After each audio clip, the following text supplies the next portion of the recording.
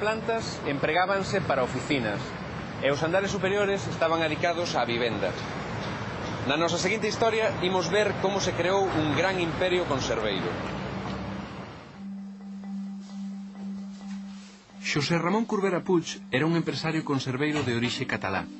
O pioneiro da saga Curbera fora Zenón Curbera, que chegara desde Arenys de Mar a Galicia en 1780.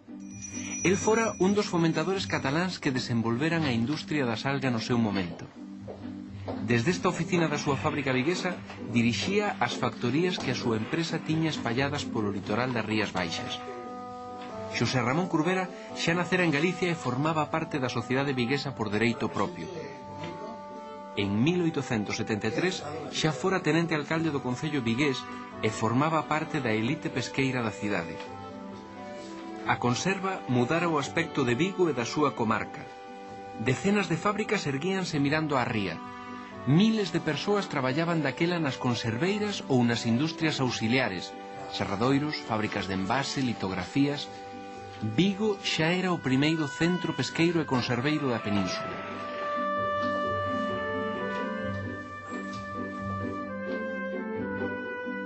A principios do século XX, na costa galega había decenas de fábricas de conserva.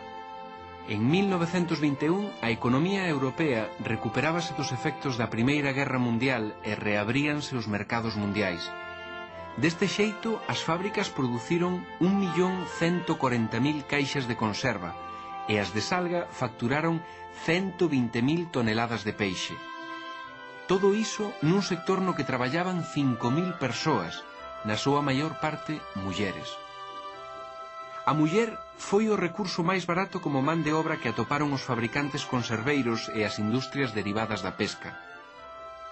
O traballo das obreiras tiña baixa cualificación desde o nacemento da industria.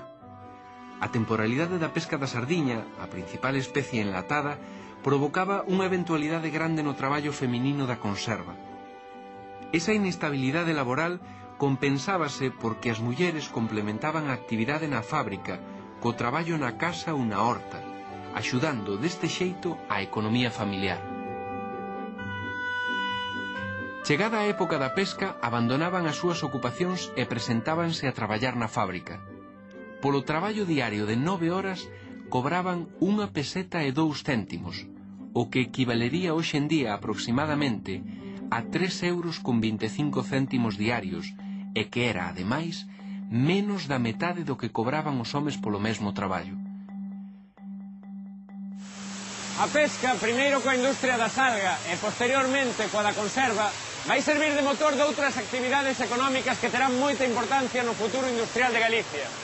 Por exemplo, xa vimos como a conserva vai provocar o desenvolvemento dos serradoiros, da industria da toeira que elaboraba os envases ou das litografías. Pero, sobre todo, a pesca vai provocar un boom na industria naval galega. O paso dos pequenos obradoiros da carpintería de Ribeira aos grandes estaleiros navais industriais. A situación económica internacional exixiulle ao sector pesqueiro galego unha resposta ao reto da competitividade. A sobrepesca e o esgotamento nos caladoiros tradicionais obrigaron a parte da nosa flota pesqueira á emigración na procura de mares cada vez máis afastados do seu porto base.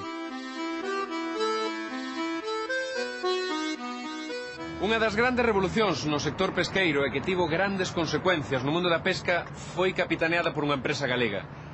Pescanova nace froito da iniciativa do empresario Xosé Fernández, que pensaba que o mar tiña unhas posibilidades infindas, xa que existían caladoiros afastados que ninguén aproveitaba. Debido á falta de barcos apropiados para mareas prolongadas e aos conseguintes problemas de conservación do peixe, eses caladoiros permanecían virxes. Pero Fernández e un grupo de colaboradores deron co miolo do asunto. Unha boa solución sería conxelar as capturas a bordo. Así naceu Pescanova en 1960 e no ano seguinte os 2 primeiros buques conxeladores, o Lemos e o Andrade. A bordo deles principiou unha longa campaña de exploración dos caladoiros en augas da Arxentina e Sudáfrica. Grazas a esa iniciativa empresarial, Galicia foi pioneira na pesca en caladoiros afastados, na conxelación no propio buque e na comercialización dese peixe conxelado. Comezaba así unha nova era para o sector pesqueiro. Agora, os nosos barcos van na busca do peixe a calquera caladoiro do mundo.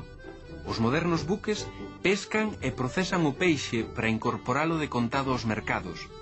Pero nestes tempos de avances tecnolóxicos, varias ameazas penden sobre o noso futuro pesqueiro. O problema das licencias que dan dereito de captura e o esgotamento dos caladoiros, que poden levar ao sector ao colapso económico. Conseguir o mellor aproveitamento dos nosos recursos marítimos e profundar na investigación semella determinante para o futuro pesqueiro de Galicia.